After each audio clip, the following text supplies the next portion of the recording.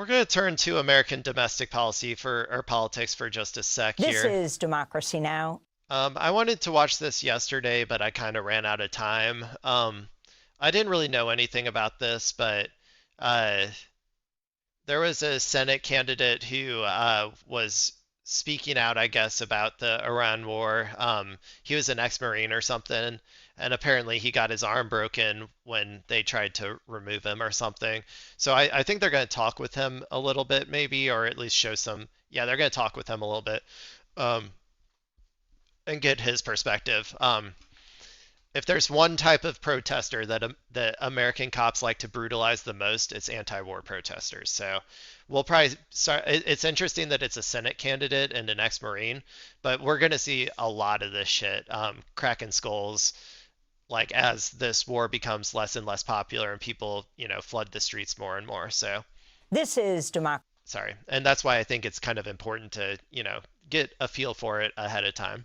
This is Democracy Now! I'm Amy Goodman. On Capitol Hill last week, a Marine Corps veteran and candidate for Senate in North Carolina suffered a broken arm after he disrupted a Senate hearing to voice his opposition to the U.S.-Israeli war on Iran. Oh, damn. The veteran, Brian McGinnis, was forcefully pulled through a door by Capitol Police. His arm became stuck in the door and broke. Oh, my gosh. Brian McGinnis interrupted the meeting while Senator Dan Sullivan What the fuck, dude? His arm is clearly like stuck. They just keep pulling him. Like, what the fuck? That's insane. was speaking. Sullivan's chair of the Armed Services Subcommittee. Our next witness is the Assistant Commandant of the Marine Corps, General Goering. Israel is the reason for this war. America does not want to fight this war for Israel. True. Let's go. America does not want to send its sons and daughters to war for Israel. You're innocent.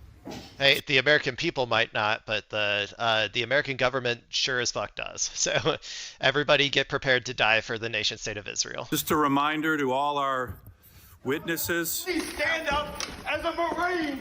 the Capitol Police will escort any protesters out of the hearing room. No one. Yeah, I mean, clearly once that closes on him, yeah, he's fucked. That might not have been the best move by him, but I mean, I commend his effort to stay there. You gotta do that when you're, when you're protesting war, and sometimes, yeah, it does come with, physical consequences, but unfortunately, it's just the cost of being a good person. We ask for calm in these hearings.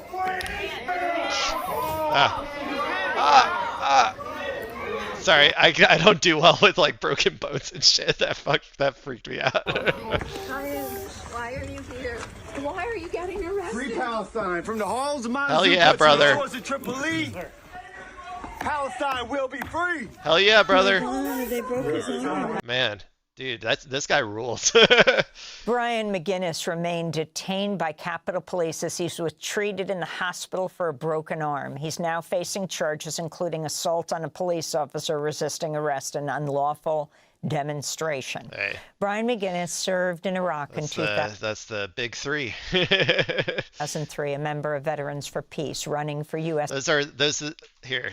Sorry, let me go back and on a listen to police officer resisting for a broken arm. He's now facing charges including assault on a police officer resisting arrest and unlawful demonstration. Hey, if you don't have those three charges on your record, like at some point in your life, then you're not a good person.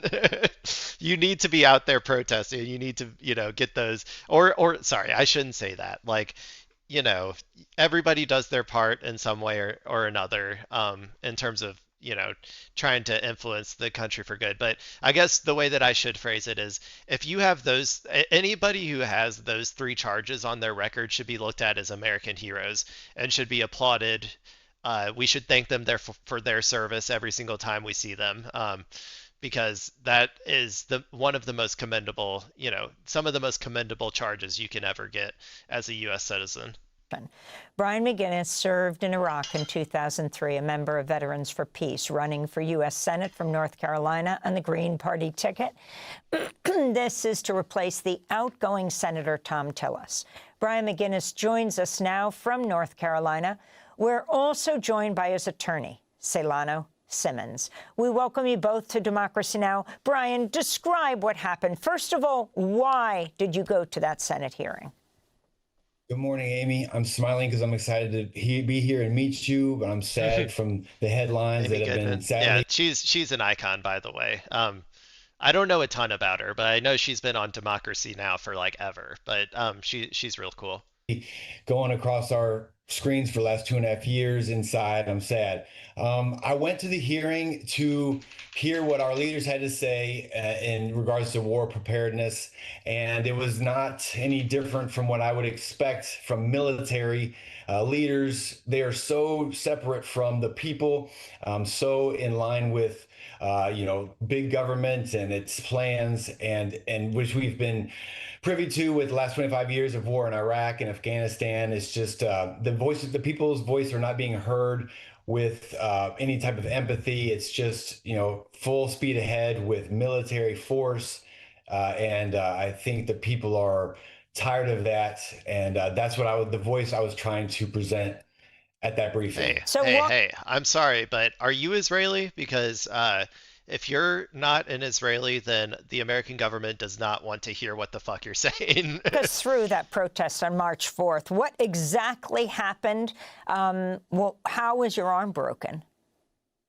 Well, all that I think we all can't saw how speak that about happened. too much because of legal reasons, but everybody has seen the video. Ooh, I love that a lot pen. of people have seen the video, so it's pretty self-explanatory. That's what I said. Those briefing rooms are customizable. They have removable walls, and so I think my arm got wedged between one of those walls and the door, and Yeah, they put these little arm breakers. They put little arm breakers on the doors so that any protester who gets they try to remove, like, who tries to stay or whatever gets their arm broken.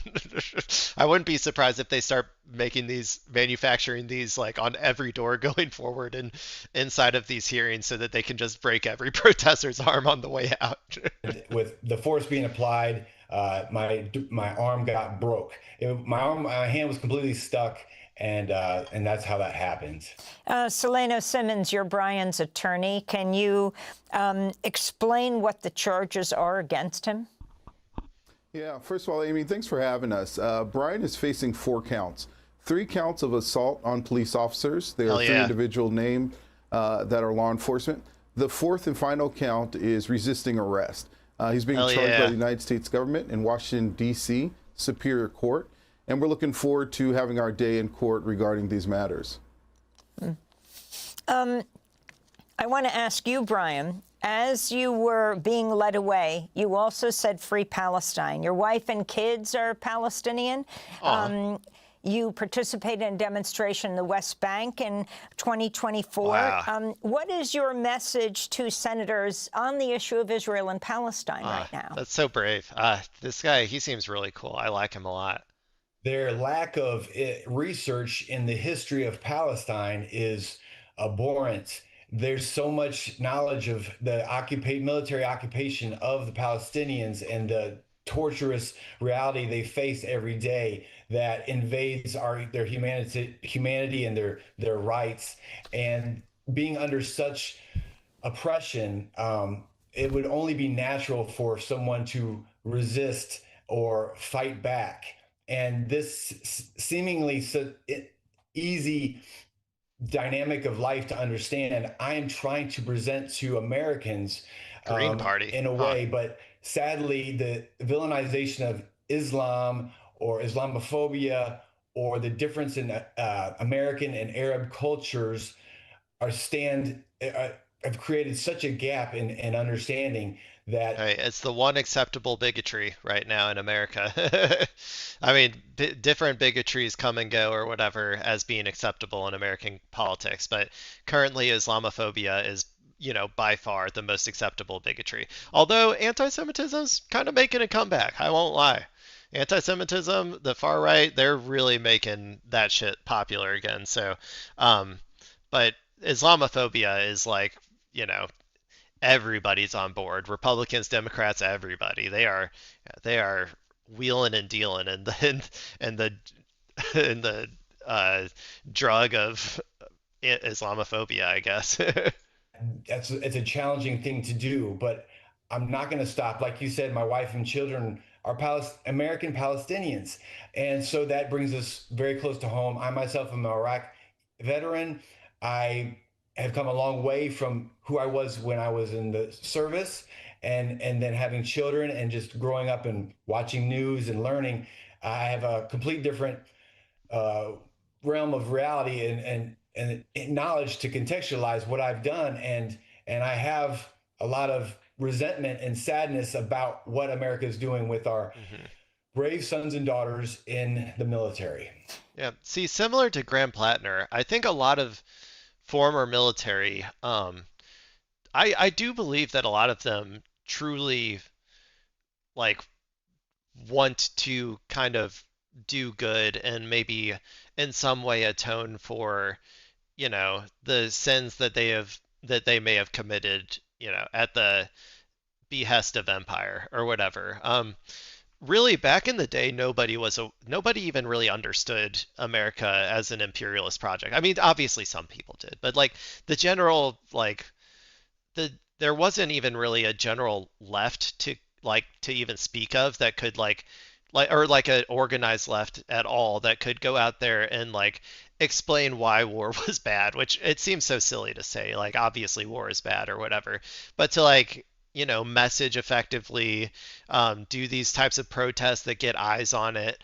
Like it really feels like now we finally have some sort of like organization, like not like organization as in like company or something, but like we have like a much more organized force that is able to like explain these things from an anti-imperialist perspective that and I think that a lot of these people who were at one point tools of empire and pawns of empire have kind of come around to seeing it from a sort of left-wing perspective. And so I never push aside people like this. If you can show me true growth and change from potentially like the potential atrocities that you may have committed at the behest of the American empire, I will always welcome you back with open arms. And especially like he has a Palestinian wife and Palestinian kids. Like, yeah, I think we can trust this one, guys.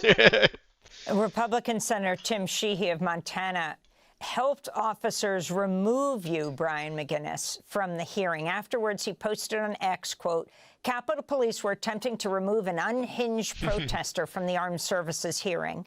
He was fighting back. I decided to help out and de-escalate the situation, the Montana Senator Tim Sheehy said. As we wrap up, how do you respond to what Sheehy said? And explain why you've decided to run for Senate, to take Tom Tillis's seat, who's retiring. We have much larger problems at hand. The millions, thousands of children are dying. That's the focus. So I'm not no ill will towards Mr. Sheehy. Things happen. People have intentions to de-escalate or help situations, and I get that. We all step in, and we're imperfect, and we're good at sometimes, bad at sometimes. That's neither here nor there. I'm running for Senate to be a voice for the people, representing the Green Party. The Green Party is an established party that's only people run. We do not take corporate sponsors. That's very important because our government has shown to be. I don't know if it's the best strategy to go with the Green Party. I'll be honest. At this point in time, I think taking over, like I say, destroy the Democratic Party and rebuild it is probably the best strat. But I'm not really one to like get on people for doing, Green Party shenanigans too much anyway. This guy seems like a good dude, so. Highly influenced by big money, and the Green Party is not about that. And I was overwhelmed with looking at my email from the support and the genuine support I got from people from all over the world and here in America. And I really want to convince North Carolinians that I'm a genuine person and a good choice to represent the people in our government. And and my experience at Senate this last weekend or last week was just, it showed the wall between the people and the government. And I want to break through that wall for people. Thanks for. There's a strange phenomenon. Whoops. This is democracy. Whoops. Sorry. Okay. North Carolina. I guess, if you live in North Carolina, check him out. I know a lot of people don't really want to vote for the Green Party because they see it as, taking away from the viable candidate or whatever. But check him out. He seems like an interesting guy. If there's enough support, for a third party, then maybe it'll be viable. I don't know. But yeah, at the very least, it was interesting to see a person, a former military guy, go out there and protest, particularly for and like talking about free Palestine and stuff. That was pretty sick. I love it, dude. Keep it up. If you don't get elected as a Green Party candidate, consider consider like running as like a left populist inside of the Democratic Party. I think you could maybe make some waves there.